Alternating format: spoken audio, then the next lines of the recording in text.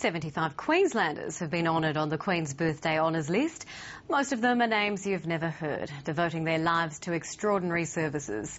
Karen Berkman took a look at a representative sample. The thing about unsung heroes is they never want to take the credit. They're always uncomfortable in the limelight. It's a job where the unexpected happens on a frequent basis. Like Queensland's worst ever oil spill in Moreton Bay, like the grounding of a bulk coal carrier off Douglas Shoal near Rockhampton.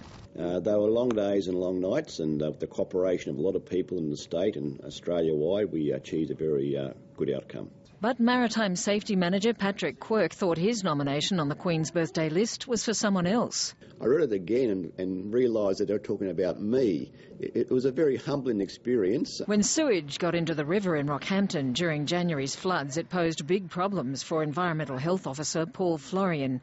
But it was his Queen's Birthday gong that shocked him.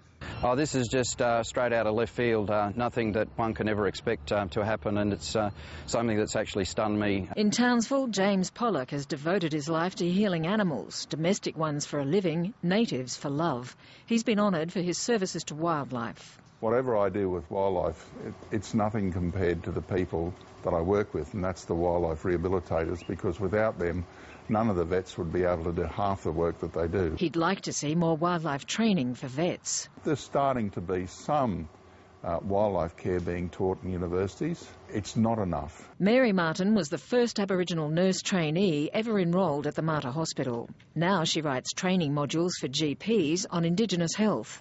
We've come a long way, yet I've still got so much longer to go. She was one of the founders of the Queensland Aboriginal and Islander Health Council, helping Indigenous communities take control of their medical services. There's just so many silent achievers out there who've done what I've done, and perhaps more, that should be recognised too. More than 20 years ago, Dr Barry Hicks started spending half the year in Ethiopia, treating people in a makeshift rural hospital, often for terrible burns from cooking fires, sometimes for more exotic injuries. You know, the odd hippopotamus bite leaves quite an impression. Speaking from Ethiopia via Skype, he says he's now teaching 470 local doctors and 17 surgeons.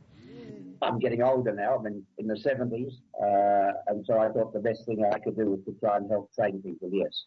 Things are still tough for his patients, but he's very surprised to be recognised for his work. Sort of proves that some very ordinary people get nominated.